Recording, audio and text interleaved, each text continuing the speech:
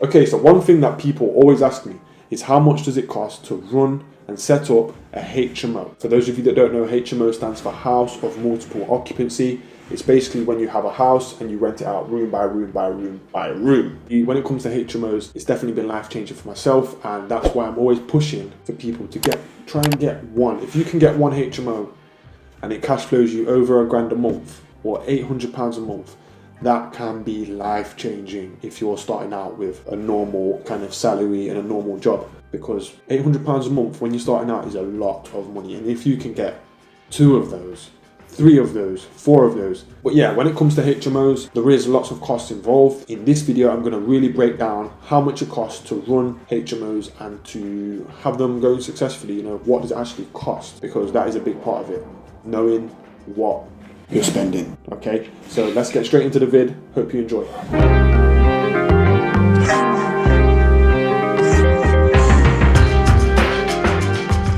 Okay guys, let's get straight into it. So there's several different costs involved in purchasing and running HMOs. Now the first thing that we're going to talk about is 25% deposit. Okay, so if you are purchasing a HMO, you're generally going to have to purchase it as a buy to let, meaning you're going to have to put down 25 to 30% deposit. Most people will be eligible for a 25% deposit if they are getting a buy to let mortgage. So if you keep that in your head, then you should be fine. So 25% of the property's value, whatever you're purchasing it at, that's what you're going to be having to pay 25% of. So if you're buying a property for £200,000, you're going to have to pay £50,000 to get the property. There's other costs involved as well, but this is probably one of the main costs. The refurb costs and this cost are the main two, I'd say.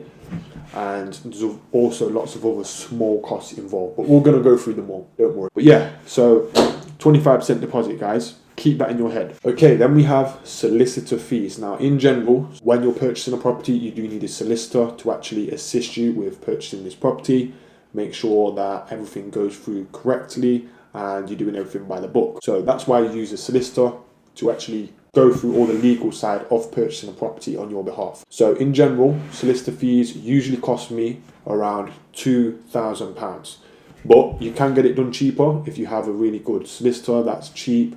But if you actually look at solicitors' firms, it costs them a lot of money to actually run their firms. So if you do ever think, oh, well, why are they charging me so much? They have a lot of legal costs themselves that they have to actually pay for. So it does kind of make sense that we do pay them decent. So yeah, £2,000 per purchase. If there was a lot of extra searches that we needed to do, then that would accumulate to be a bit more. But I think if you keep in your head a ballpark figure of around £2,000 for solicitor fees, then I think you're on the right track there. Okay, so that's that one. Solicitor fees, generally around £2,000. Okay, the next cost is a broker fee. So when you are finding property deals, you want to get a mortgage broker that ideally has access to the full panel of lenders, meaning that is not just limited to the high street banks like Halifax and TSB and things like that.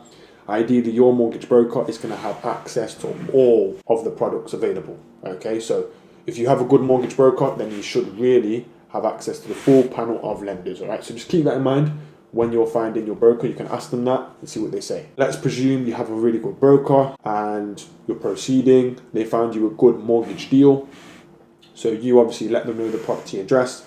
They will actually shop around and find you the best deal. They present you the deal. If you're happy to go ahead, they'll apply on your behalf once they have all your details. And they basically are the middleman or the middle person that acts on your behalf to get the property over the line, to get the keys for it. So the broker is an important part of the puzzle, and it's definitely a good person that you need in your power team.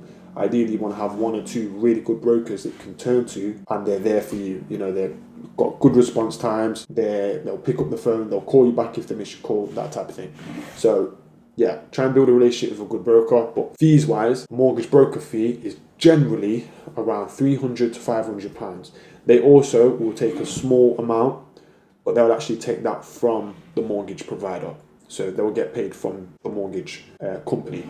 But once you start doing lots of deals with a mortgage broker, they might actually waive the fee. That's what's happened to myself. My brokers waived the fee for me, so I don't necessarily have to pay that mortgage broker fee. but that comes over time. So yeah, keep that in mind, guys. Mortgage broker fee, £300 to £500. Okay, now this one kind of relates to the broker as well. So once your broker has found you a really good mortgage product, then what you do is you apply for that. And then once you've applied, the lender will say, right, we need you to get a valuation on the property that you wish to purchase. Now, the valuation is just to make sure that whatever you're buying is actually worth what you're about to pay for it. Okay, if you're buying something on a discount, it's usually fine. That's no problem. But if you're paying over the odds for something, then that can be a problem, and something can happen called a down valuation. A down valuation is where the valuer will go out to the property. Say you're buying a property for £100,000, but it's only worth, say, £80,000, and all the other ones on the street are selling for 80, and they're in the exact same condition. Then the valuer will generally value it as £80,000. But this is fine because you shouldn't really be paying above asking price, well, above the market value for any property. So if it does get down valued, it can work in your favour, and it's worked in my favour a few times where the property has been valued lower than I was about to buy it for, and I just basically went back to the agent or the seller and said, listen, it's been valued at this. I'm not really looking to pay more than this. If this is what the bank's valued it at, these are professional surveyors that have valued it. You can send them that as well. You can send them the document. So when you get your valuation in, you receive a document. So you can send that to the agent or the landlord or the seller. You can say, right, it's not worth this. I'm only prepared to pay this. Most of the time they'll say yeah, and then you can just proceed with the purchase for a lower price than you initially agreed. So yeah, valuations fees. How much does it cost? Okay, so the valuation fee is normally between £300 all the way up to £1,000. It's a bit of a range. The most I've paid is £1,000. I think sometimes it can be £1,200 if it's like a 10 bed or a 9 bed or commercial property. But on a normal residential purchase, you're looking around £500-600. The infamous, the legendary, the unspoken stamp duty. Now, guys, what is stamp duty? So it's called stamp duty land tax. Now, basically, stamp duty is just a fee, what we have to pay, and it's kind of a tax from the government. So we have to pay this for every single purchase, all right? But stamp duty is generally 3%, 3% of the purchase price. So if you're buying something for £100,000, then you're going to have to pay £3,000 in stamp duty. No one spoke about this. Where's all this coming from? Hey, stamp duty? What the hell is stamp duty? Yeah, cross my name off that list, mate. I don't want to pay it. Hey, I never signed up for this. Alright, I'm just joking, guys, but stamp duty, I don't want to pay it. But guess what? I do, and it's part of the game. So when I'm looking at deals, I'm analysing deals, always factor in 3% of the purchase price. Okay? Factor it in, guys. That way, you're not going to be left in tears on the floor, cradling yourself, crying, when you realise that you have to pay 3% extra. Because now you know, okay? Now you've heard it firsthand. Stamp duty, 3%. Remember that, guys. Remember that. 3% of the purchase price, stamp duty. Obviously, it does vary. It's not always 3%, but in general, it's going to be around 3%. So, alright, now we have something called planning fees.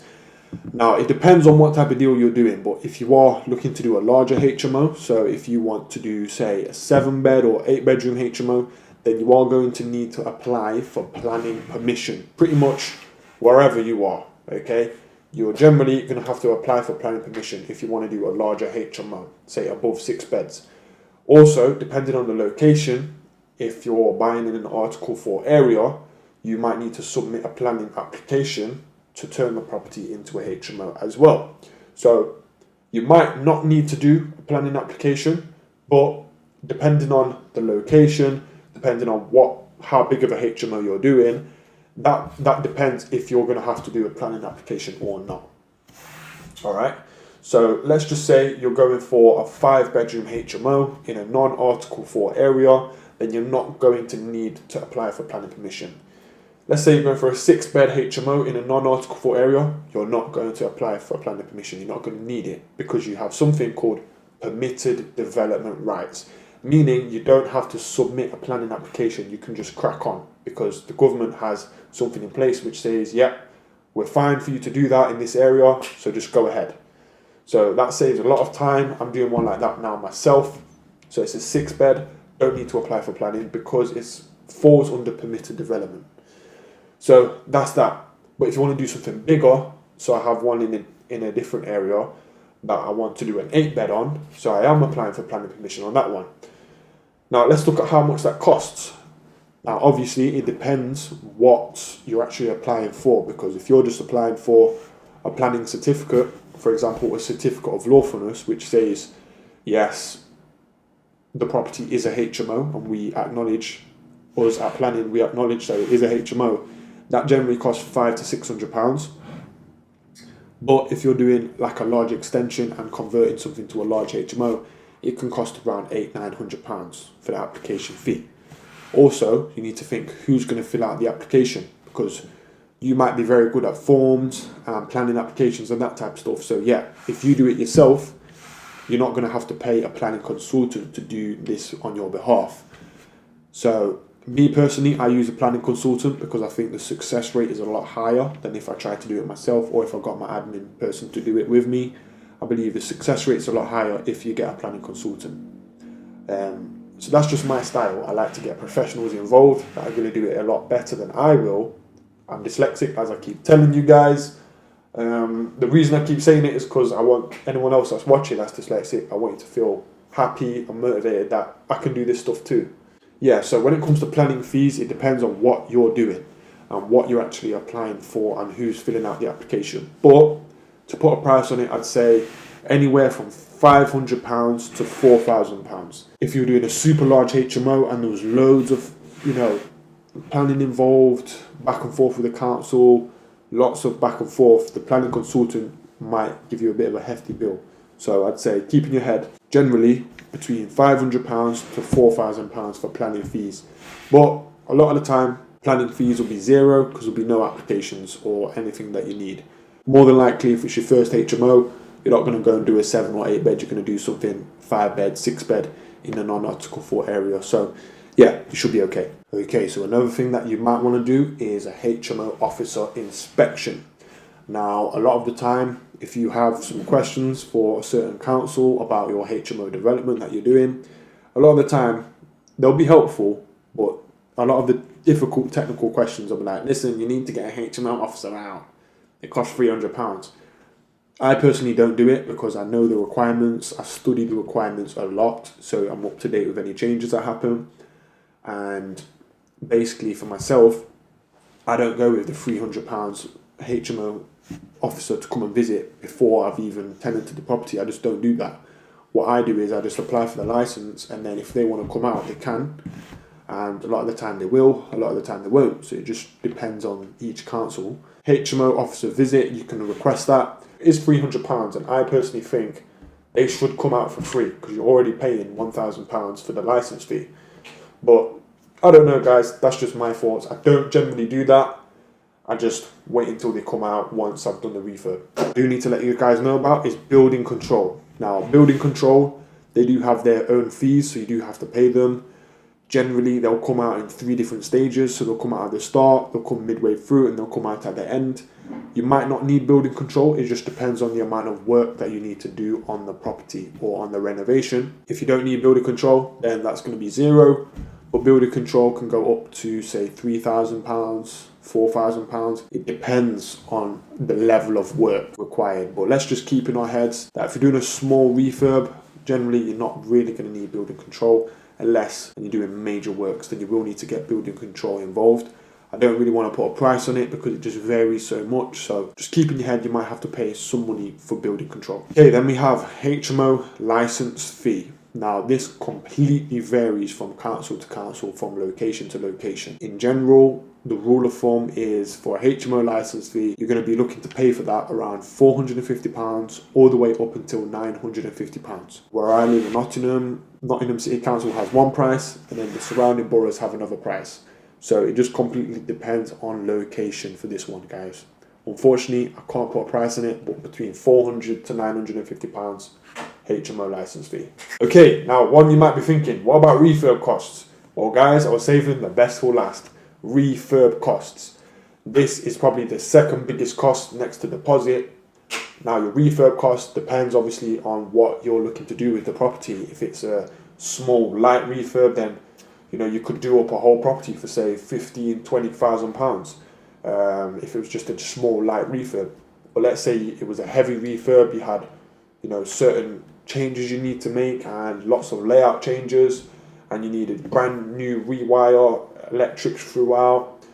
There was a lot to it, then your refurb cost might be 40, 50, 60,000 pounds. So it completely depends. If you're doing an extension and a refurb, it could come all the way up until 80,000 or 100,000. So it just depends on what you're doing. So it's hard to put a finger on the refurb cost. But just keep in mind, guys, that we always do cost-effective refurbs, but don't be unrealistic with what you're going to spend on your refurb. I see a lot of people saying, I can do up the whole house for £10,000. Okay, that's cool, but to what level?